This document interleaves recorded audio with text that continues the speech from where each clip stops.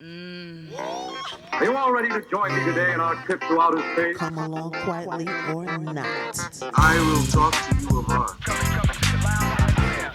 for there is nothing else. Some artist will bait a hook. Yes. Let you bite upon it.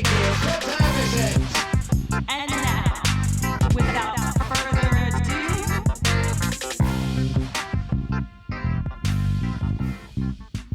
Hello, folks. This is Albert Shivers, and I got another episode of Planet Shivers for you. In fact, this is the 30th episode of this podcast, which also happens to fall at just about a year that this podcast has been out there cooking. I can't think of anybody on the planet that I would rather have join me on episode 30 of this podcast than the guest I have today. So before we get to that, on last week's episode, before getting to the interview, I mentioned that I was working on a new documentary film that was going to end up on YouTube. Well, I've been really kicking butt with it, really working hard, and I'm aiming for it to come out next week. So hopefully that'll happen. I'm on track with it. So that's going to be fun. It's going to be a documentary about how, in God's name, I got into NASCAR, of all things. A visual artist born in New York City who listens to Depression-era jazz is watching cars go around in circles. I don't even half understand it. I'm going to have to watch this movie when it's done. If you don't mind here real quick, I like to reminisce on 30. You know, there's been so many awesome guests within these 30 episodes, starting off with Abby Brayman, visual artist, and ending last week with actress Michelle Starr. Why was that so hard? That's what she said.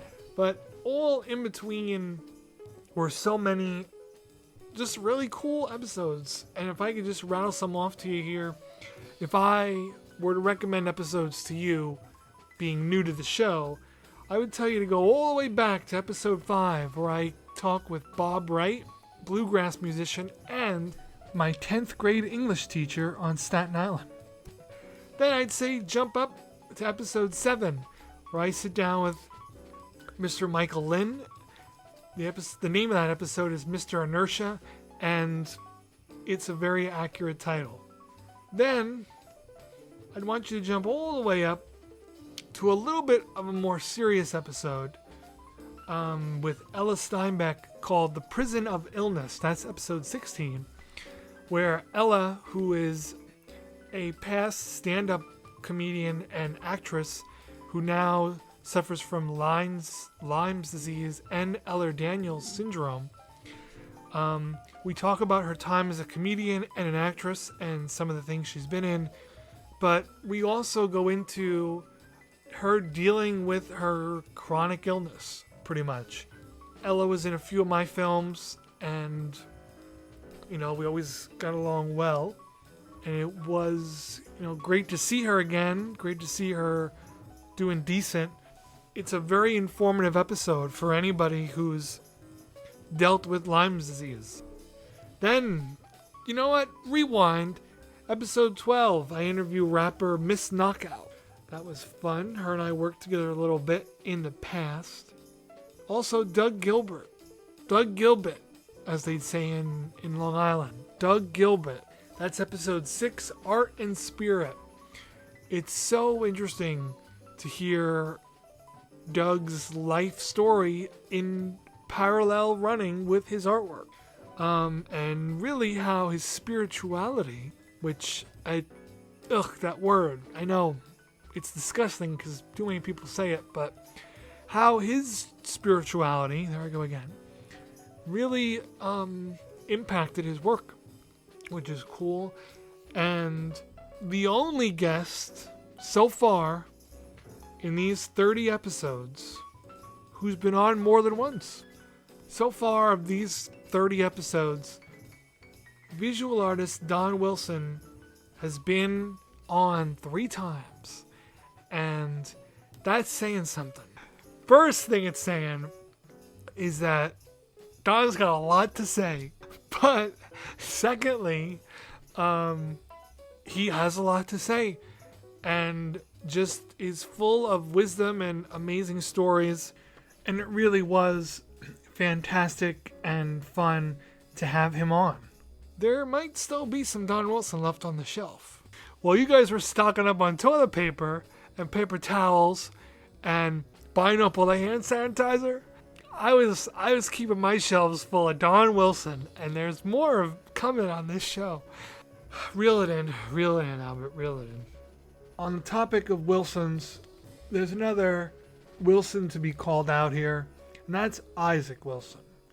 He's been my silent partner throughout this podcast and has helped me with sound on over half the episodes, starting with episode 1 with Abby Brayman, which is another one you should go and check out.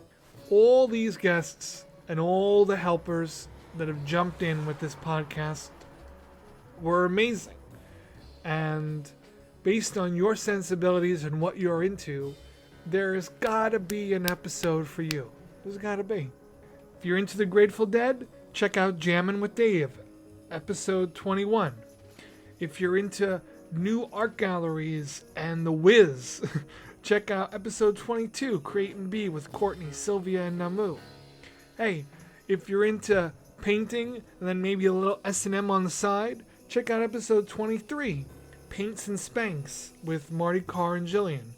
If you want to hear stories about the 60s Greenwich Village, check out episode 8, Roy in the Village with musician Roy Hannon. If you want to go off into outer space, check out episode 4 called Spaced with Stefan Coleman. If you want to get in-depth with ink drawings, check out Art Lives, episode 24 with Don Stetner, another Don. 2 Dons on this show. All I need now is Don King, and if I don't get a haircut soon, I'm going to start to look like him. Alright, that's enough of that. Let's get down to business. Anyone who has had a late-night, coffee-induced conversation with my next guest knows all the wild directions it can go in. My guest and I recorded for over 3 hours with plenty left on the table. I'll be splitting this conversation into 3 episodes. In this hour, we talk about my guest's new toy production, the Blister Sisters, a film he and I worked very closely on, horror movies, and his time living in the Bronx pre-Giuliani, along with lots of other stuff in between. Folks, I could sit here at my desk and gush for hours. But I'm just going to say, I hope you enjoyed this conversation with my favorite artist and buddy, Mike Strunk. He's brutal. Part legend, part devil. That's just to satisfy your curiosity. All man. You know just the words that turn me on. And I know what you want too. And you're gonna get it. Big boss. You want my opinion? Well, you're gonna get it anyway, Johnny. Alrighty, well, I finally got you, Mike. Yep.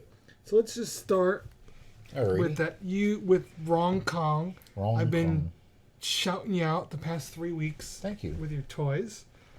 And I guess you could probably give as best explanation as anybody to what they are and what they're about. Appreciate it. Okay, so when I was a little kid, I had a fetish of playing with weird little rubber animals, and the smell, the feeling of them. I had buckets full of them. My father would get very irritated because I would spend all $11 that he would give me on little rubber things that you'd get in bubbles for a quarter in the machines at the grocery stores. And always when you took a real close look at them, they were either from Hong Kong or Taiwan. But specifically, I remember Hong Kong. So I remember the word Hong and Kong right underneath it, right on top of each other, just branded in the backs of these creatures. So I thought Rong Kong was cute. Since I work with Chinese people, I like to pick on them. Any opportunity I get, anyway. And so, all these years later, here I am making them, you know. So, and I love creepy stuff, and I love horror movies, and it turns out there's a lot of other people that love horror movies, and they're in the 60s and 70s. There was a company called Rustberry, which people might know from the Trolls, you know, the famous troll toys that you see today, but they were different in the 60s. They were ugly little shits with big crazy hair. Yeah. But they were the original Trolls. But anyway, that same company put out these other weird rubber toys, and they were aimed more for a teenage audience rather than little kids going to the grocery stores picking up rubber lizards. These things were called jigglers, and they had this neat kind of there's almost clear colorations. Looks like you're looking through a marble or something. They had nice glass eyes, you know, and they had a real greasy feeling when you'd touch them. Leave grease on your fingers. But anyway, so you can find these things watching old movies from the 60s. You know, I have a film I saw of the song Strange Brew by the band Cream in black and white, when all Eric Clapton's hair was on top of his head and his guitar player had one of these stupid things hanging from the end of his guitar. I mean, these things have been around for a while, and now they're highly collectible, partly because they're not indestructible. They weren't, and a lot of people played with them and threw them in the washing machine or whatever, and they're kind of rare in one piece.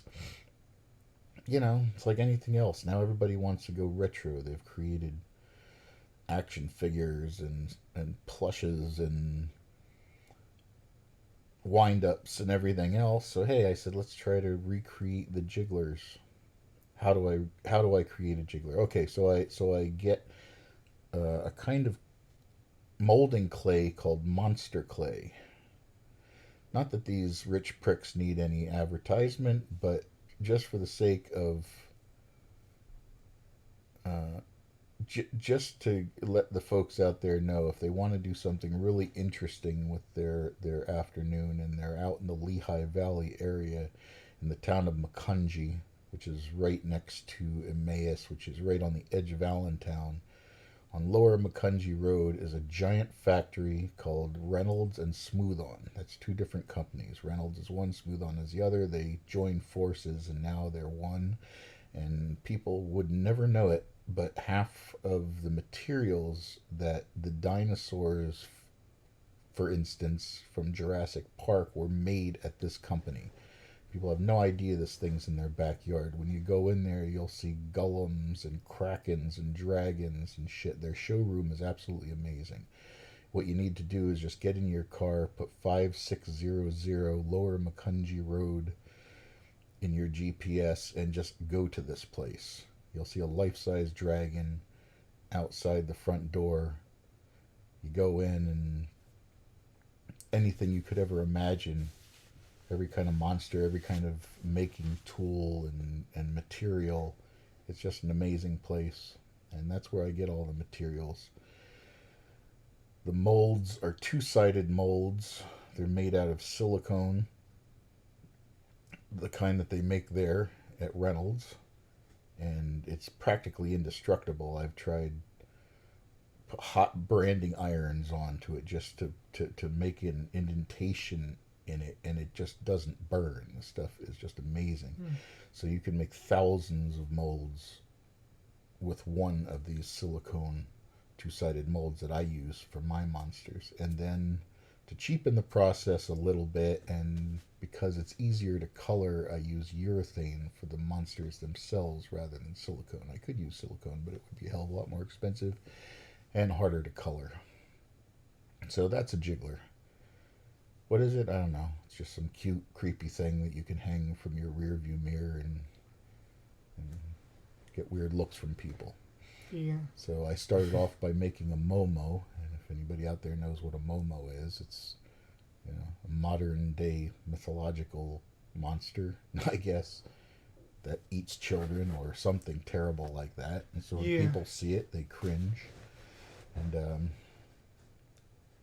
I just recently sold a box of jigglers to a guy online who's been collecting these things for years, and it was wonderful. He had this film that he did on the internet with him and his son opening this box of jigglers, and his kid reaches in the box and grabs the Momo and just screams and drops the thing.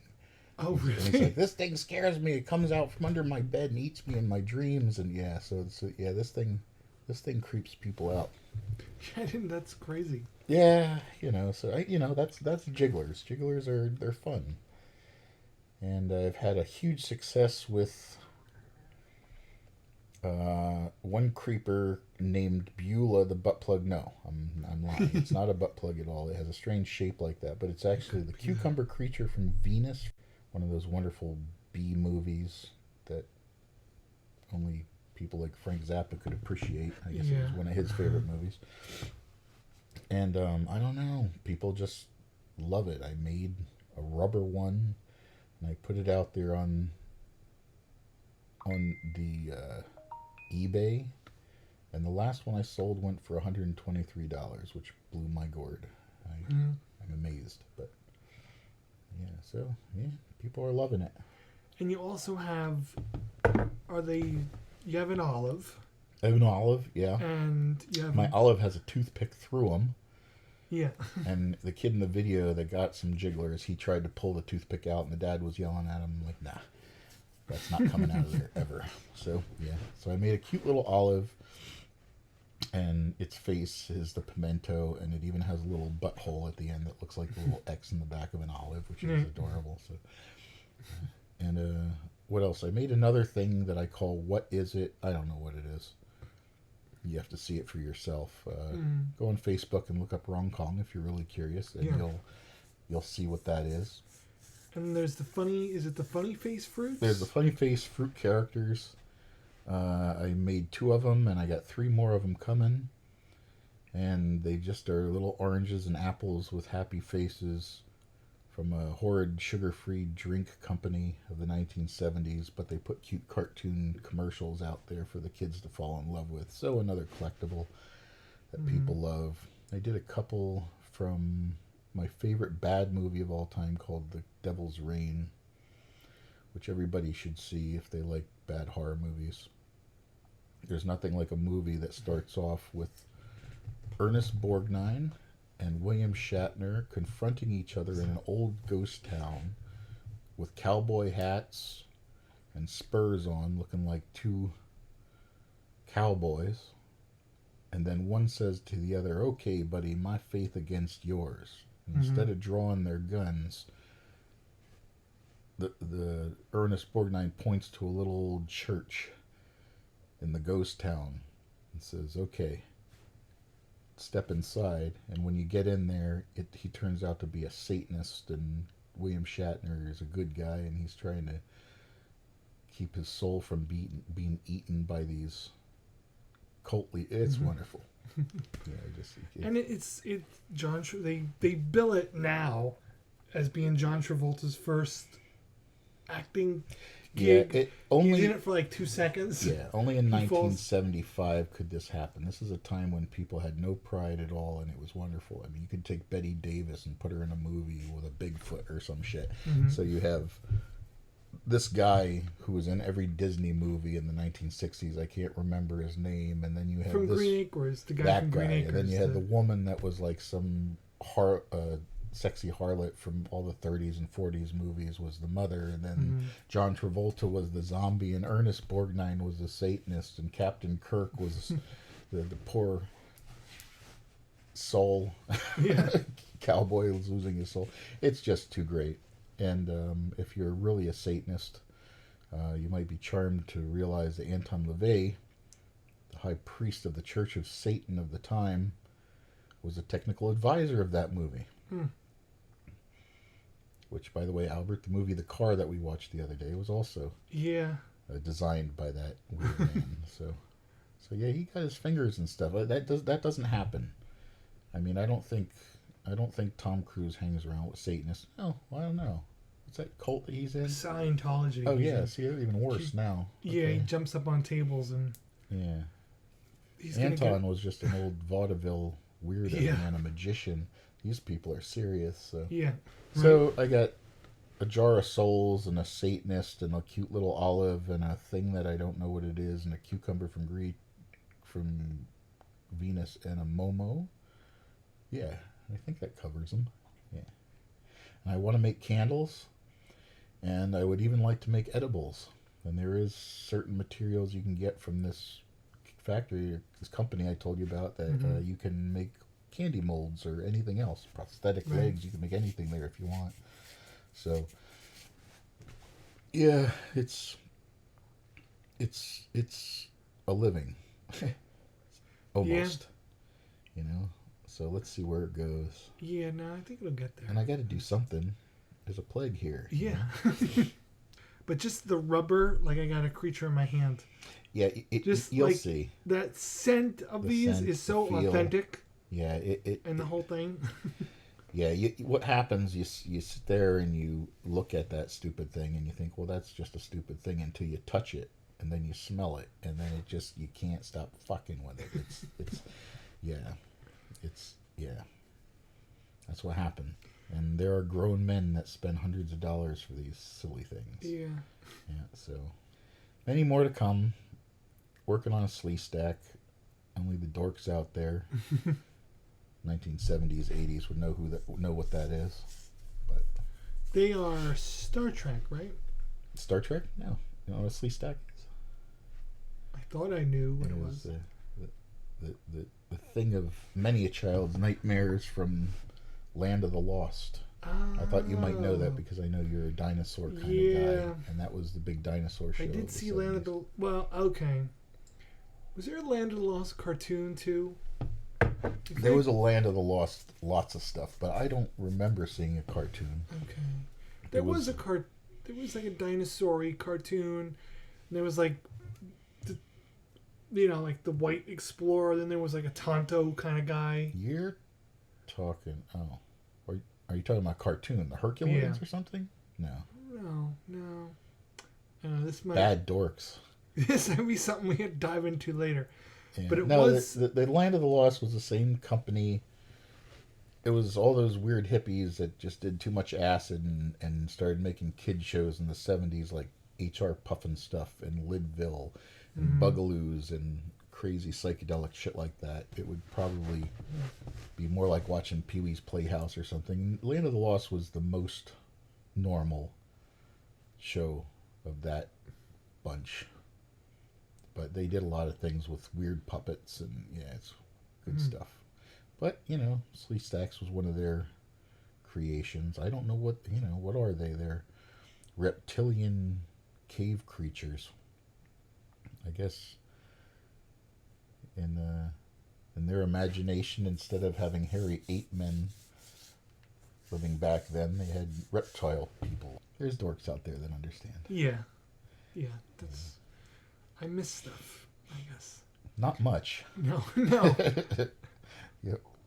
So let's jump to so in 2011, I was brainstorming with you about a biker movie about these two crazy biker chicks. I had the script written and I wanted to film it, but I was new here and I didn't know where to go to film these things. And you knew exactly where to go. That is because I did a lot of sex, drugs, and rock and roll when I was a kid. Right. And I knew the last place. The last of the real biker bars.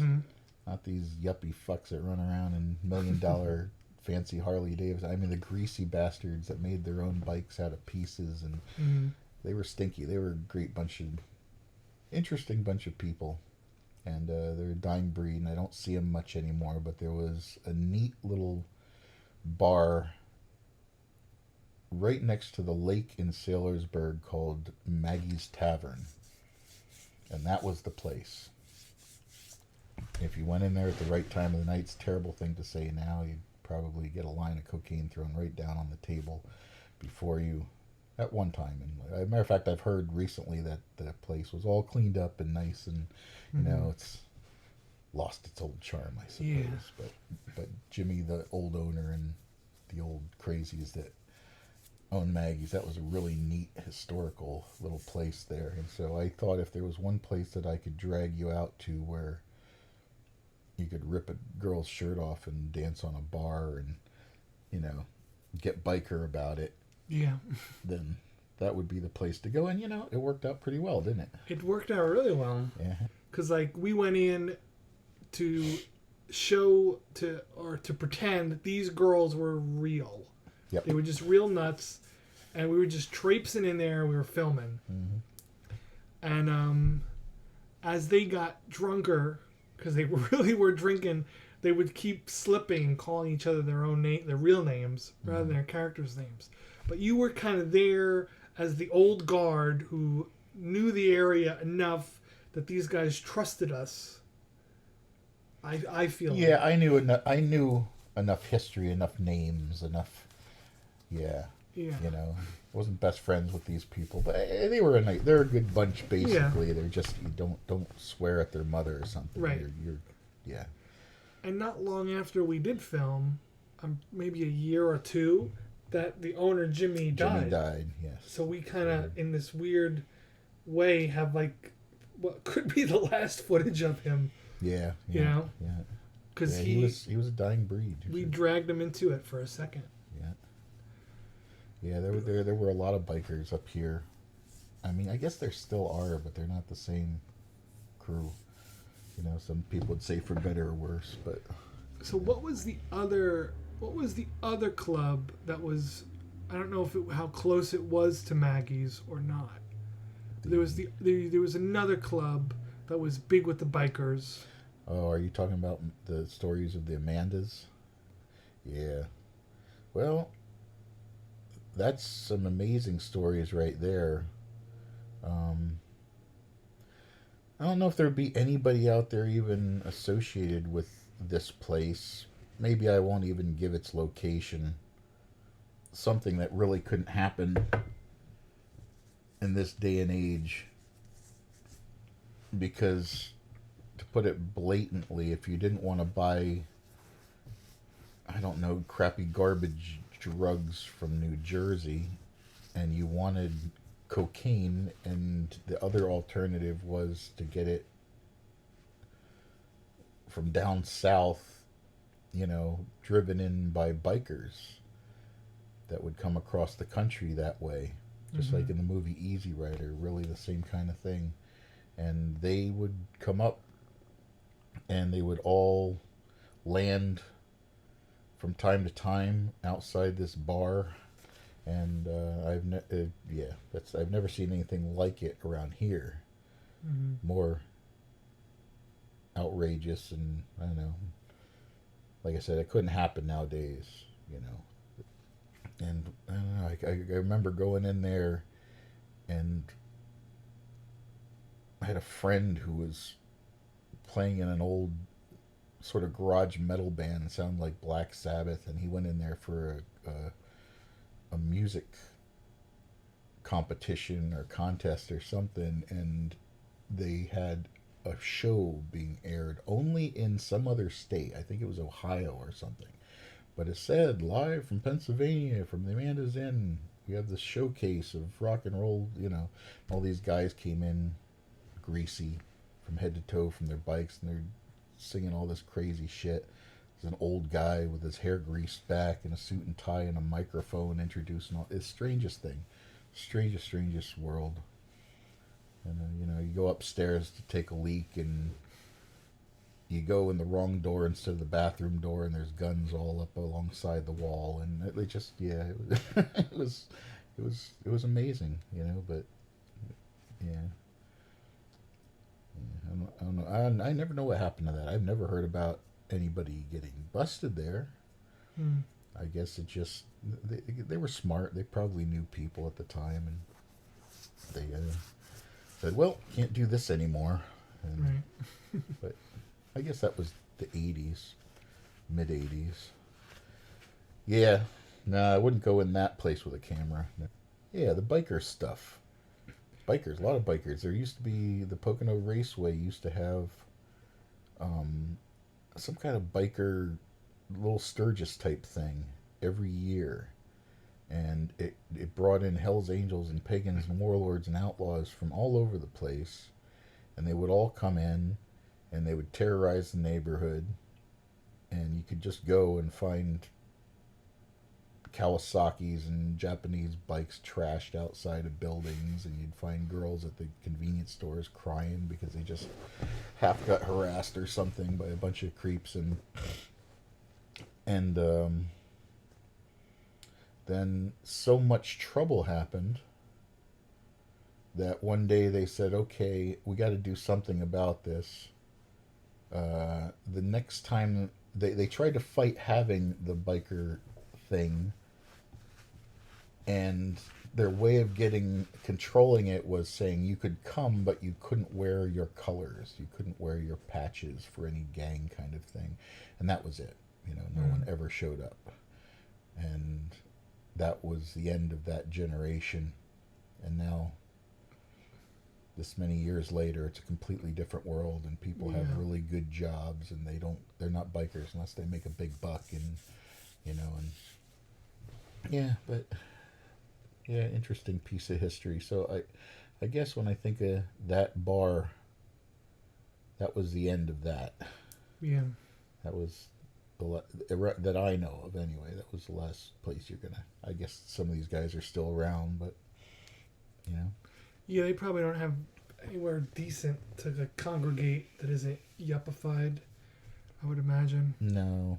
If they had as much money as you need to have to be involved with Harley Davidson, you'd probably be a little too comfy to really fight about much of anything. So Maggie's was also attached to all these motel rooms, and when we were filming, so you had the best perspective on this, which was the old man with the pitchfork. Yes. Because I was facing the other way from him, filming the girls. So this story hasn't been told yet on the podcast, so this is perfect. From your perspective, so yours. Tell the story. Yeah. Okay, so this is where everybody just knows that if you're looking for political correctness or politeness, or you're talking to the wrong person. Yeah. So we go into this place, and you're taking shots of the two girls talking outside the bar next to the hotel doors, the little motel doors that are outside of the bar, because you just want a scene of those two talking. I remember we were fighting with the sound of an air conditioner sticking out of the one wall. Well, that bar was crazy, and those rooms were basically exactly what you'd expect little $50 rooms at a bar to be. They're just a bunch of alcoholics and freaks and weirdos. Well, the room we were sitting in front of had that fat guy in it who got McDonald's delivered to him. Yeah. Do you remember that? Yeah. And he just had this woman showed up with the bag of McDonald's, and this one big arm just came out and grabbed McDonald's It just went back in. And a wonderful, sweet girl came up and told us about her history of being a stripper, and then she found her biker lover who took her away from it all, and now they work on bikes back there around the lake. And then you talk to some little kid who was doing Bill Cosby impersonations. You're gonna get nothing but yeah, it's a colorful bunch over there. So what I remember is your eyes are in the camera focusing on the girls.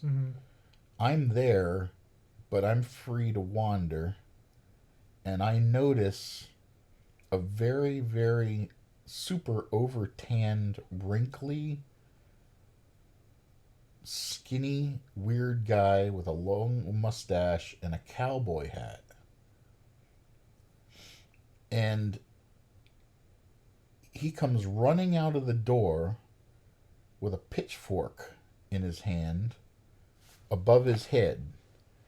and he just runs up to this truck that is just sort of parked outside, I guess to come and do some business with him, it looked like. And he says, "Get out of here, you faggot." And he throws the pitchfork at the truck.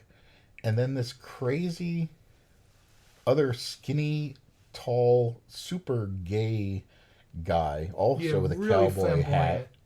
got out and says, "What's the matter with you? What are you, a fucking, remember what he said? He said something about, what the hell? I wish I remembered that now. Remember the guy pulled out his prick?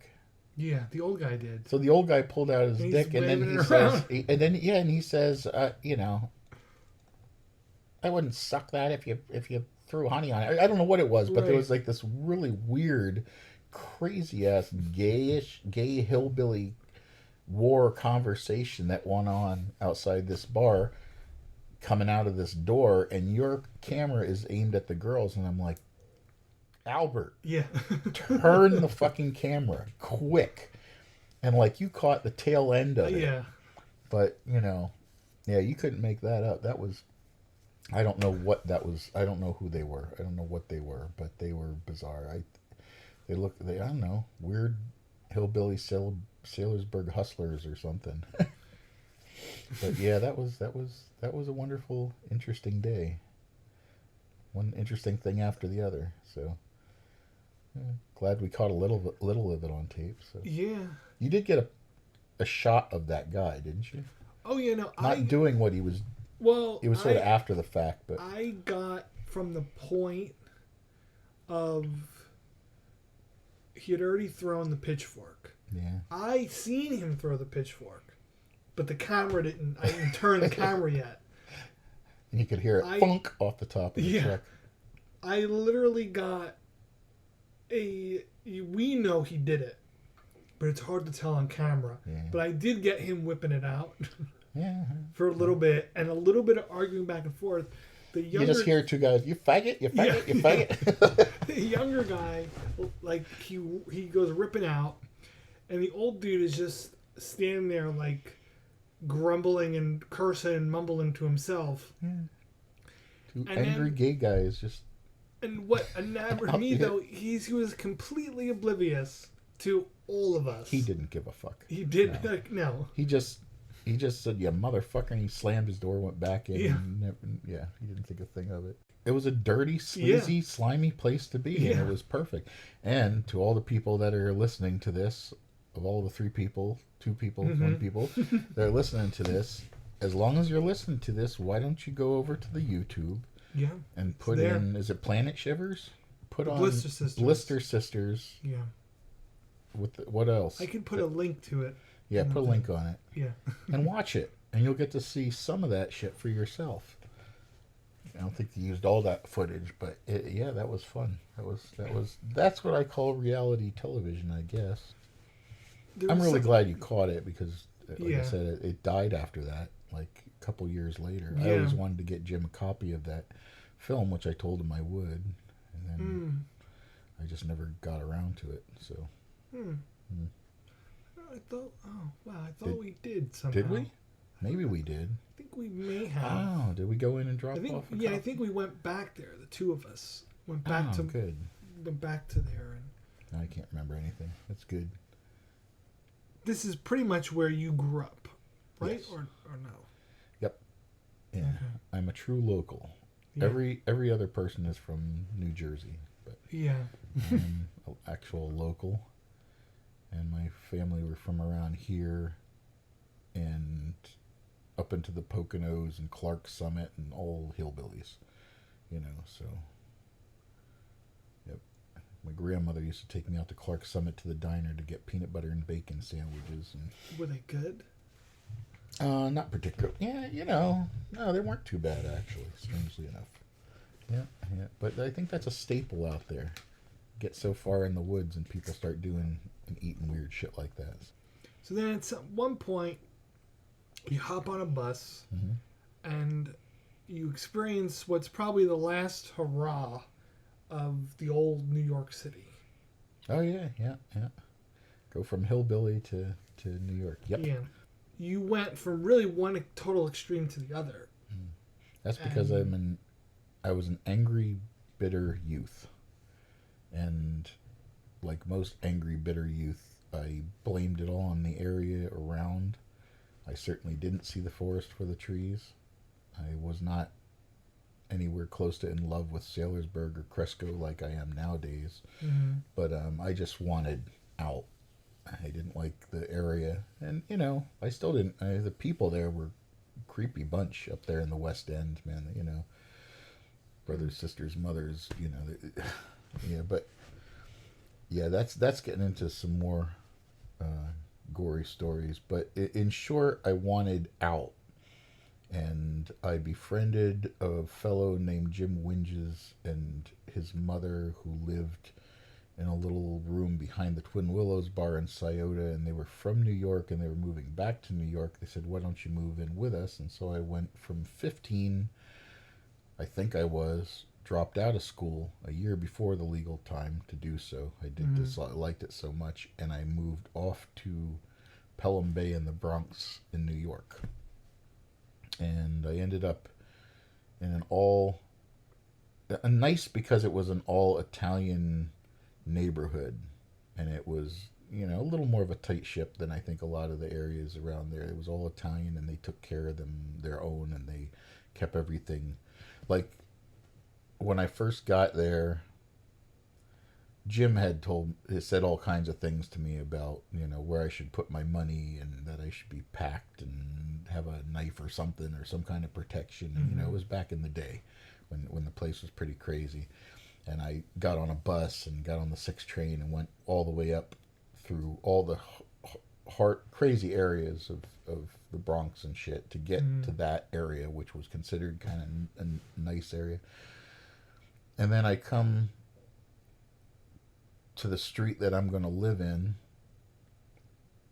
and I guess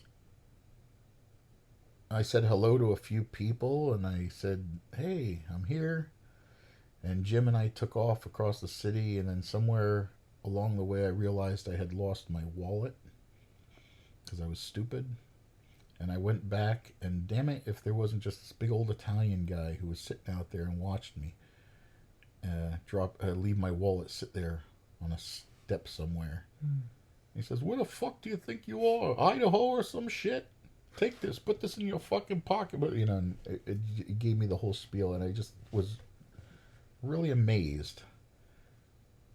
Anywhere in between there and where where I came in, there's no way I would have gotten out of that situation. But that was charming, and so I ended up getting the $800 back or whatever the hell of it I had in. And it was a great time, even though it was kind of tough. I didn't know anybody. I didn't really have any money, and I got a job at the Pioneer Supermarket down the road in a basement, incredibly hot, taking boxes in and putting them in a baler machine and making... Yeah, and, it was crazy. It was super hot, and I don't like the heat. And, you know, I lived it that way. I came out in the street, ripped our shirts off, and we pried open a fire hydrant and sat there in the road with cold water blasting on our backs. And, you know, I lived it that way for about a year and a half, 2 years. I think it was 2 years. And then I just, you know, I was young and I didn't have money, and so I ended up coming back. But at the time, I went out there, I don't know what I was looking for. I was looking to get into music, and I was looking to art, and I was looking into just seeing the underworld, and I ended up being charmed, finding something else that I never would have expected. Isn't that how life is? You know, and I've had a strange relation with the New York Italian types. Them and the Chinese for some reason ever since. I guess I just, you know, never felt strange there at all. I mean, I've had some ups and downs, but, you know, didn't feel like everywhere you were going you had to, I don't know, challenge some hillbilly over case of beer or something. I don't know. It was a different world, very different from what I knew, and it was very good. It just took me out of a bad place that I was in here, you know. And then when I came back, it helped me deal with things here as well, you know, helped me find myself. Yeah. So the one thing about New York then that you've told me that I think it would be unfathomable, especially for like younger people who live there in New York who come from Oshkosh and only know it as the way it is now. No, completely different world. Right. But the one thing that would be fun to hear about is the parts of Manhattan or the parts of the Bronx, the parts of the city that at the time when you were there were just completely abandoned. That was Morrison Ave. And okay, so I was an angry, pissed off kid who just wanted to see how the other half lived, and I don't know, somehow seeing the worst of it, hanging around out in the streets, watching junkies shoot up, and watching homeless people. There was one guy down the road who didn't have legs, and he would fold staples and make slingshots out of rubber bands around his fingers and hunt pigeons. They'd come close enough, and you know, and he'd cook them over fires. I mean, I saw Dirty Harry or some shit back in the 70s, and I said, I want to see this. I want to be there or something, because I'm just pissed off, or, you know, brat. I used to go out and I would not wear my leather jacket, so I would dress down so I wouldn't be in trouble, and then I would go out to find the hairiest areas of New York just to see the wasteland for myself. And the thing I can tell you that's so different now is, despite all this I don't know, bullshit about Hillary Clinton and people like that, and AOC taking charge of a place like New York City, forget about it. That at the time that I lived there, I knew a lot of people who knew who Giuliani was. They weren't friends with Giuliani. They didn't like him. People I knew that worked at the High Times magazine place and he would do he and his cronies would do all kinds of things and sick the fire chief on you, and they would schedule Christian block parties in the middle of a park where they're going to have a pot march or something. He did all kinds of shit, and like all the weirdos and artists and people that we knew, they hated him. He also turned a cesspool of madness and greed and crime into a place that you could pretty much walk across from one side to the other right now without having much issue. I don't know how it is nowadays, but I can tell you that when I went to New York, it was before Giuliani. In fact, when I moved there, they just started to hear, I don't know what era that was, early 80s or something, but you just started to hear about this guy. You're like, who's Giuliani? And suddenly he did all these things that pissed everybody off, and nobody could drink beer in bags anymore, and nobody could loiter around as much, and he got rid of park benches, which is it sounds terrible enough, and he added cops to every block, and they banned, you couldn't buy a magic marker if you were under 18. I mean, it just because of the graffiti, like all kinds of things. And slowly, it was that shady. Everybody was out there to just fuck each other. And like, I remember going down the road, and there was a woman that got stabbed, I don't know how many times, for quarters at a telephone booth. I mean, it just, there was people just laying around half dead and overdosed from crack, and and that's what I wanted to see at the time, and I found it, and I was amazed by it. Like, when I thought, like I'm in some fantasy land when I'm 15 years old thinking I'm going to see Dirty Harry, I saw worse. Jim walked me through the first time, and he says, I don't know what the fuck you're doing through here and what you want to do through here, but he says this is the last time. But he took me into a place, and Morse Nav, that was the area where they had just shut off the electricity. It was a wasteland, and you couldn't really drive through all of the blocks. There would literally be like garbage and pieces of the building that had fallen off and gotten all over the streets and shit. Nobody went there at all, and it was pretty much chaos, and it was a complete wasteland. And I just was fascinated by it, and I would walk around like a nut. And I remember you would never see anything. You'd never see a cop. Occasionally, you would see an ambulance or like an old town car or something. Like maybe a mobster came by with a big car, and you could smell death. Everything was abandoned. The buildings, there was no electricity. There was no anything. And evidently, Jim told me about it, and if you didn't live there, you probably wouldn't have known about it, because only people that were really close by even cared enough to know about it. But it was there was like a guy, there were homeless people and people that would just end up dead and burnt, and they'd be found, and they'd take them in their ambulances, and they'd take them across the river to that place where all the no names are, that they would just kind of bury him. But basically there was some whack job who was, I don't know what he was, some military nut or something, that was running around just hunting people back there. He'd see somebody, he'd get him in his scope, and he'd just shoot him, and he'd torch him with gasoline and burn him, and, you know, just a sadistic asshole. And that is the kind of thing that happened there. And like, I didn't see anything, I didn't see the death. I mean, I could see people that were junkies that probably didn't last long, but you could smell it. Like, it was an insane place. It was a wasteland. You know, it was like something out of an old science fiction book or something. You see mutants. And that was the absolute worst of it, because that's what I was looking for, and I wanted to see it.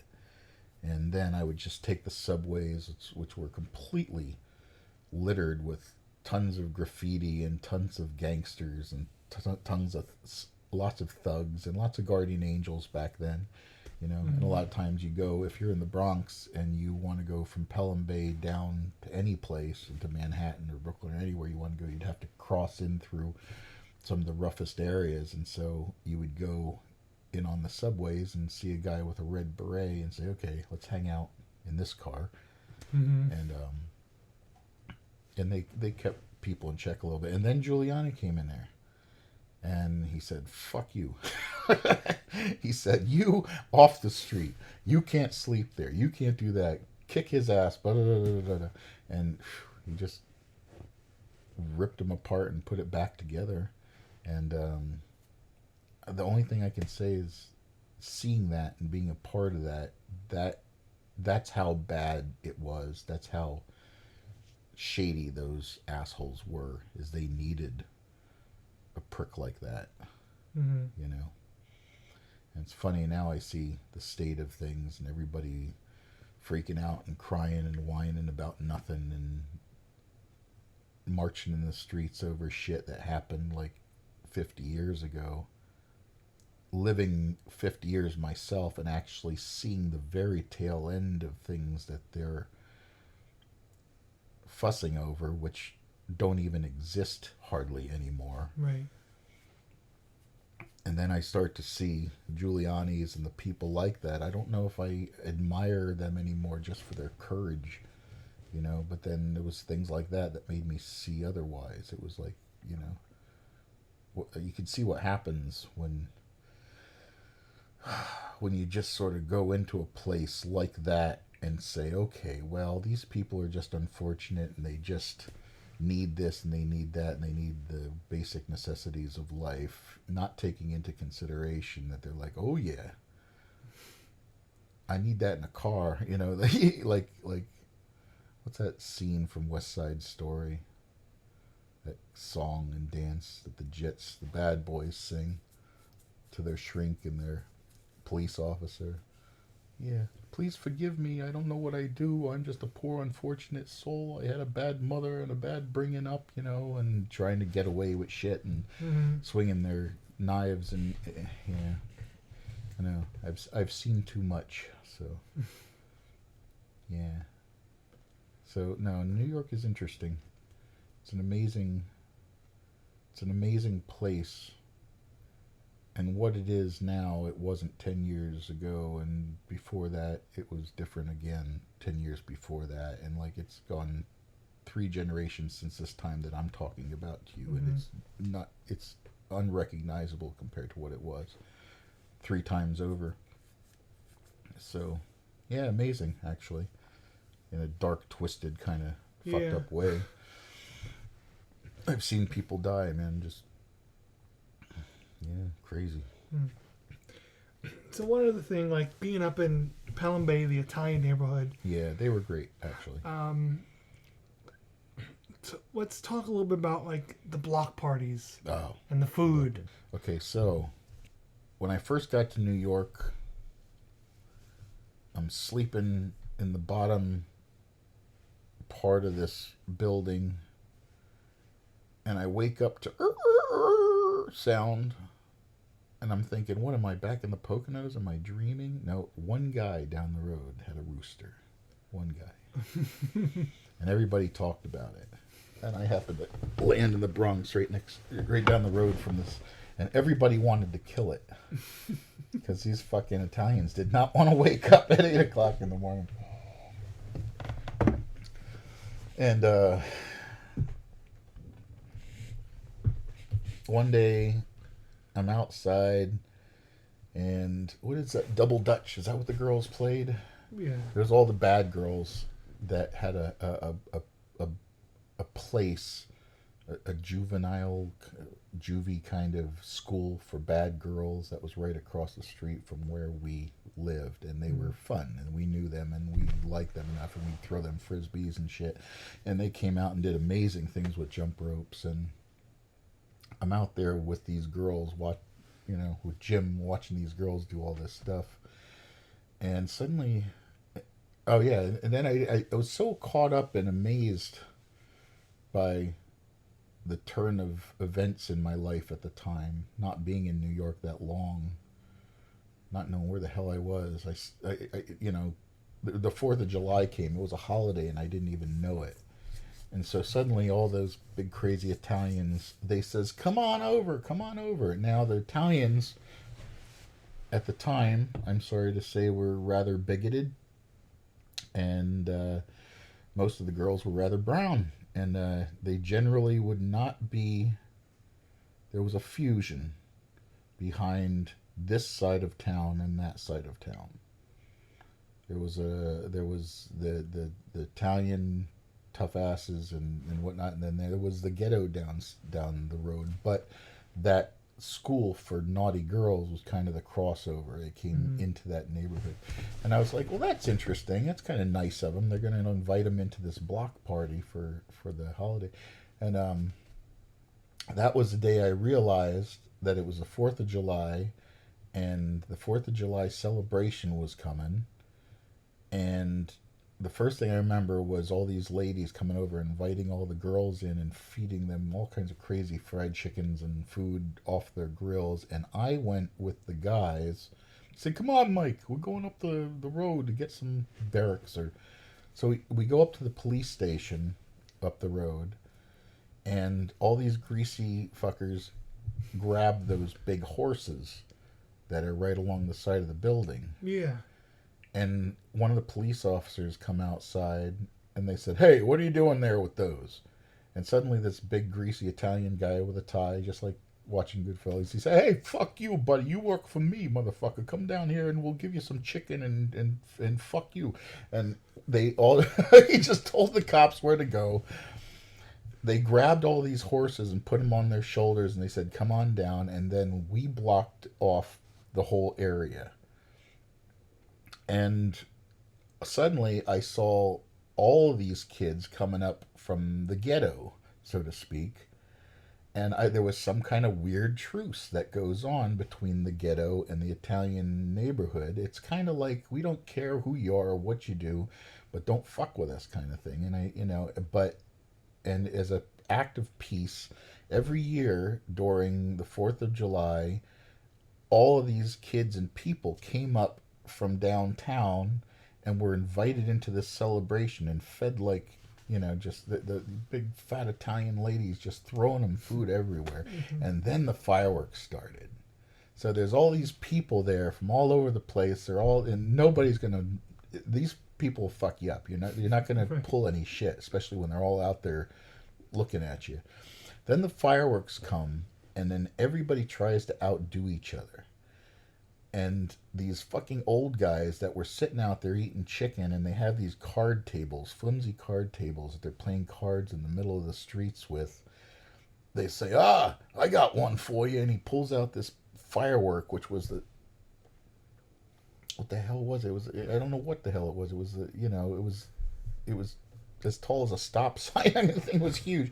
And he centers it on this table, and he lights it, and everybody backs off, and whoa, they go, and the fucking sky just turns to colors. Like, these things are the biggest fireworks I've ever seen, and they're all laughing and going crazy, and they're shooting each other, and there's these things called chasers, and they're going whizzing around, and they're going into people's houses, and the one lady goes into her house, and it rolls under her couch, and she's trying to put out the fire. Somebody went down the road, and they blew up the chicken, so the M80s, some kids like whacked out the rooster, that thing went up.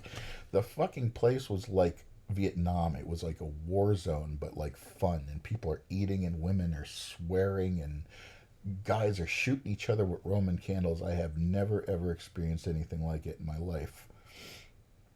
And it got to the point where, you're just swearing, and you grab a stick and you're whacking fireworks out of the air as they're coming by, and you're putting your fire out when it lands on you, and you're just laughing at each other. And it just goes on and on and on and on. And then like 4:30 or 5 or something happens, and suddenly it just stops. The last firecracker. And you just felt this this feeling come over you, like, what the fuck just happened here? And the whole place is just destroyed, and everybody's just walking in their houses, and they're cleaning up, and I'm just so shocked by it. I just sit there in silence, and there's a few people, and all these people come out, and they're sweeping the paper from all the fireworks and shit off of the sidewalks right onto the street. And then these big machines come by with the big rolling brushes and water, and they literally wash this stuff. And you couldn't step anywhere close to the street. Like, there was no street there. It was like, it was just all paper from the fireworks, and all whooshed into that was absolutely the most amazing 4th of July celebration I ever hope to experience. I can't imagine that happening again.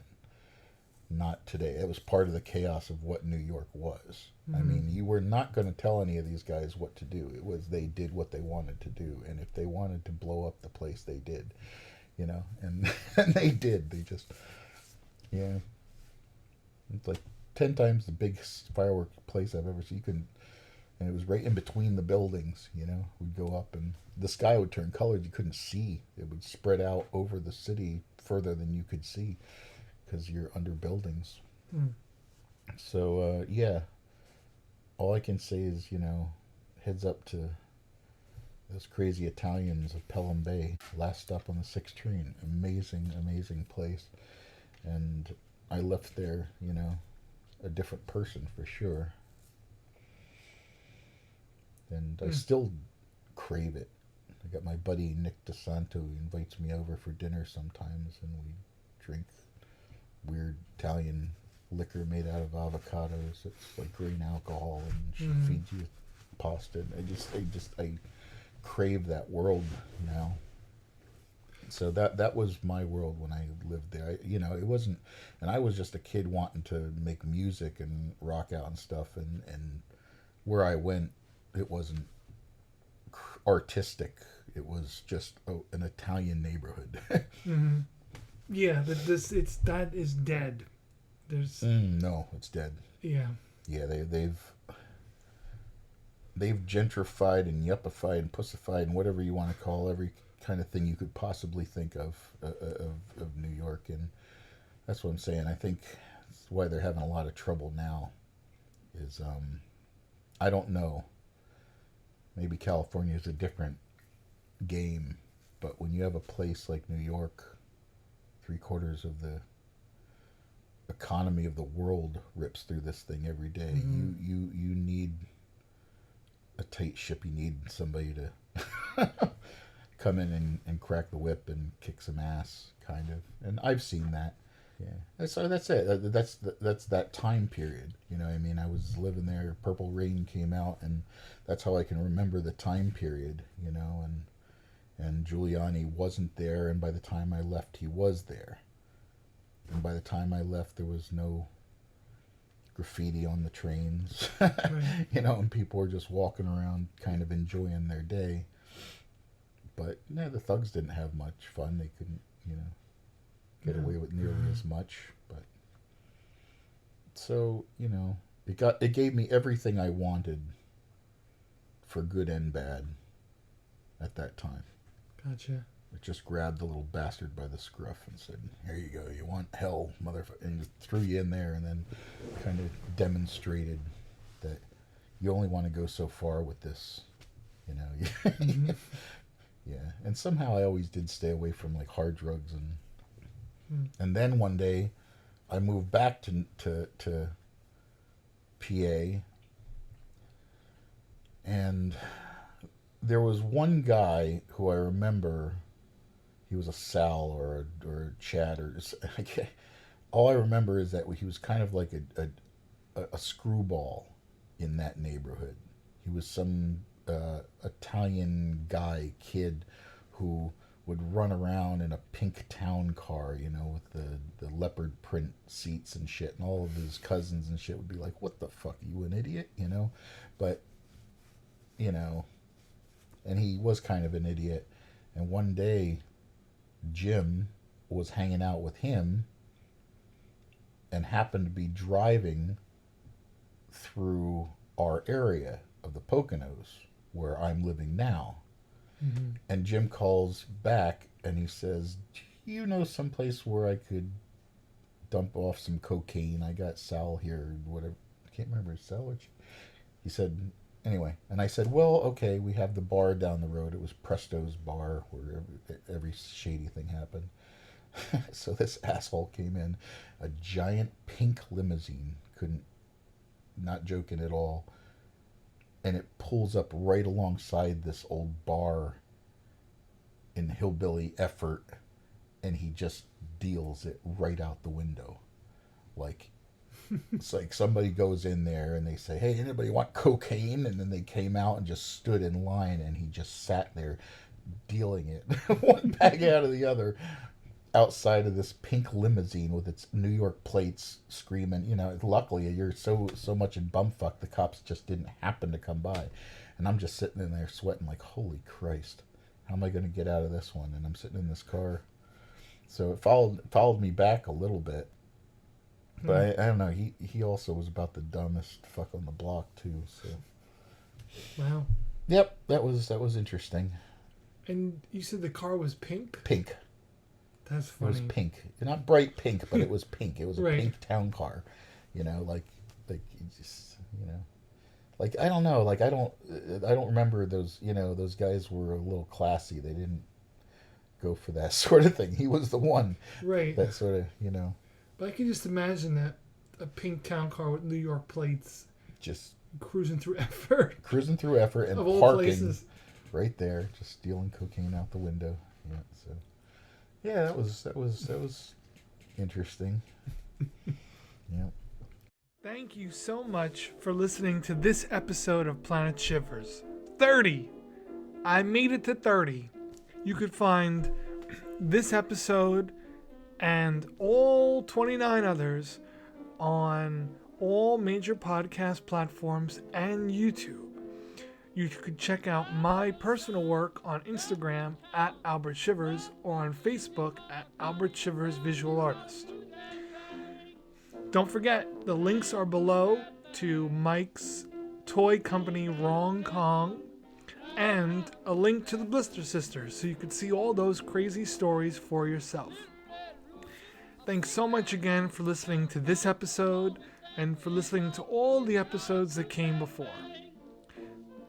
Thanks to all the guests from 1 to 30, and thanks to Isaac for helping me out. You can check out his work on Instagram at when_in_zen. When in Zen, with them underscores in between. Next week, it's going to be another good one. I hope everybody stays safe, stays healthy, and most of all, keeps their wits about them.